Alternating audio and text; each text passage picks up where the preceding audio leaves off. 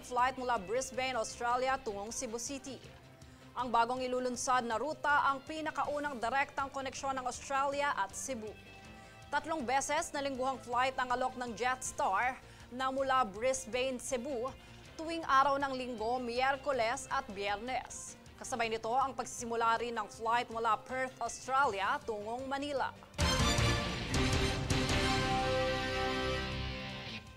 Nauwi sa engkwentro ang isinagawang bypass operation ng Philippine Drug Enforcement Agency o PDEA sa Parañaque.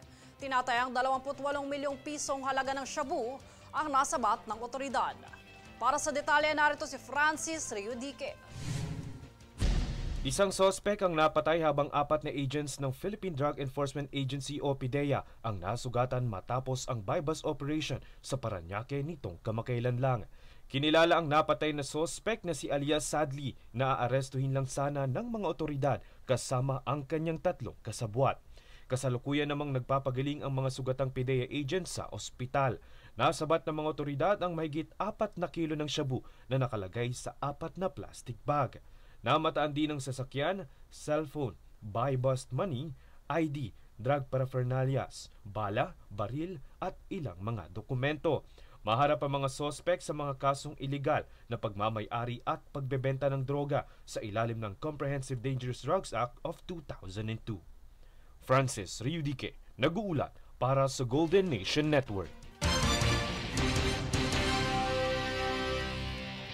Kinundina ng Commission on Elections ang COMELEC sa insidente ng pamamaril kay Albuera Leyte Mayoral Candidate Kerwin Espinosa. Hapon itong Webes nang mabaril si Espinosa habang nangangampanya sa Barangay Tabgas. Agad naman siyang dinala sa ospital at naging stable naman ang kanyang kondisyon. Sa kasalukuyan ay hindi pa tukoy ng kapulisan ang motibo sa pamamaril. Kami ang boses ng pagbabago. Ako si Jade Buhoy at ito ang News Force.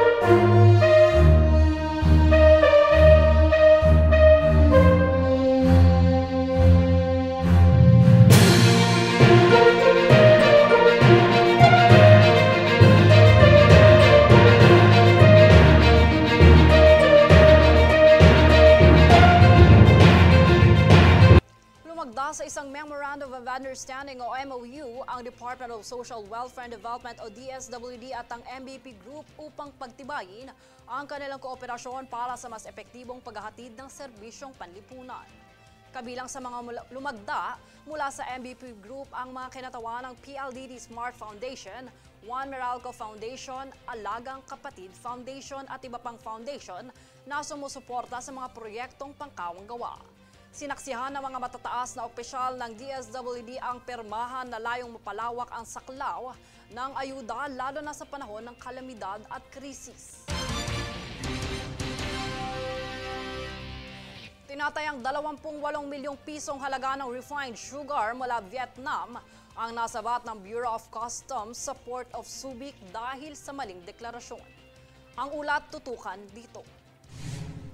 Pinangunahan ni Bureau of Customs o BOC Commissioner Bienvenido Rubio ang inspeksyon sa Port of Subic kung saan nasabat ang 14 na container vans na naglalaman ng maling idineklarang asukal mula Vietnam na nagkakahalaga ng humigit kumulang 28.7 million pesos. Ang naturang kargamento ay dineklara bilang sweet mix powder, ngunit kalaunay natuklasang refined sugar matapos ang isinagawang laboratory analysis kasama ang Sugar Regulatory Administration o SRA. Matapos ito lumabas sa pagsusuri na higit sa 65% ang sucrose content ng mga sample na nag-uuri rito bilang refined sugar, isang malinaw na paglabag sa mga umiiral na kautusan ng SRA at BOC. Kaugnay nito, agad na naglabas ng warrant of seizure and detention si District Collector Marlon Fritz Broto noong ika-28 ng Marso habang isinasagawa ang proseso ng forfeiture sa mga kargamento. Binanggit naman ni Rubio na ang nasabing hakbang ay bahagi ng direktiba ni Pangulong Ferdinand Marcos Jr. na tiyakin ang food security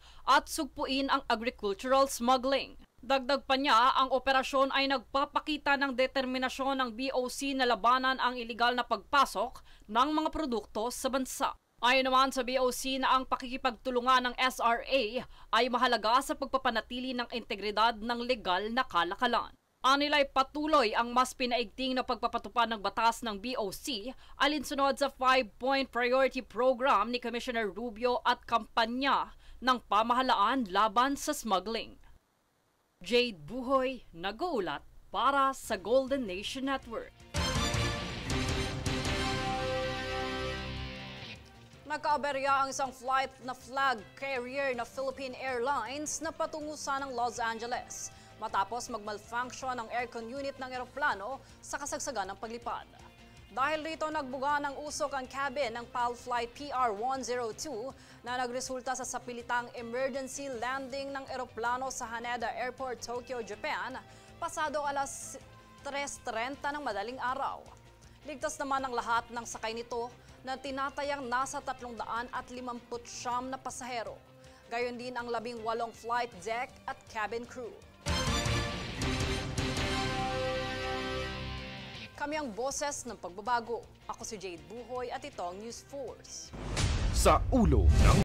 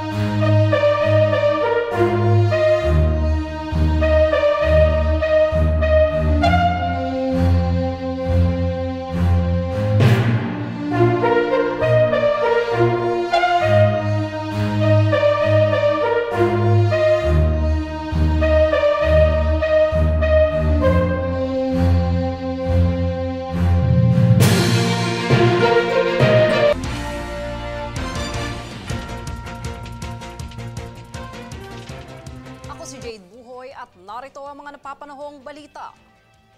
Naka-heightened alert na ang lahat ng 44 na paliparan sa bansa bilang paghahanda sa papalapit na Semana Santa. Ito ang inanunsyo ng Civil Aviation Authority of the Philippines o CAAP, kung saan inaasahan ang 20% pagtaas ng bilang ng mga pasaherong babiyahe sa Ninoy Aquino International Airport sa mahal na araw. Magpapatayo ang CAAP ng medical tents sa mga NAIA terminals, pagtatalaga ng K9 dogs, help desk at personnel para sa ligtas at maayos na paglalakbay. Formal nang binuksan ng Bureau of Immigration o BI ang isang nakalaang OFW wing sa NAIA Terminal 3 upang mapabilis ang proseso ng immigration para sa mga Pilipinong manggagawang paalis ng bansa. Ang bagong pasilidad ay may 6 na karagdagang immigration counters na pinangangasiwaan ng 12 opisyal at layuning bawasan ang pila lalo na sa panahong dagsa ang mga pasahero. Ayon naman kay BI Commissioner Joel Anthony Viado, ang hakbang na ito ay pagkilala sa sakripisyo ng mga OFW at bahagi ng mas malawak na layunin ng pamahalaan na gawing epesyente ang serbisyo para sa mga paliparan. Tinitignang anggulo ng Philippine National Police o PNP ang pagkakasangkot ng Philippine Offshore Gaming Operators o POGOs sa pagkidnap at pagpatay sa isang Chinoy na negosyante. Ayon kay Police Brigadier General Jean Fajardo, mayroong pasa at injuries nang namataan ang bangkay ni Kong Yan Guo at kanyang driver sa Rodriguez, Rizal. Dagdag pa niya, sinisilip rin ng ahensya ang insidente ng malaking kidnapping syndicate na maaaring sangkot sa krimen. Kami ang boses ng pagbabago. Ako si Jade Buhoy at ito ang News Force. Sa ulo ng mga balita, POA kinundina ang pagpopromote ng produkto ng mga orthopedic.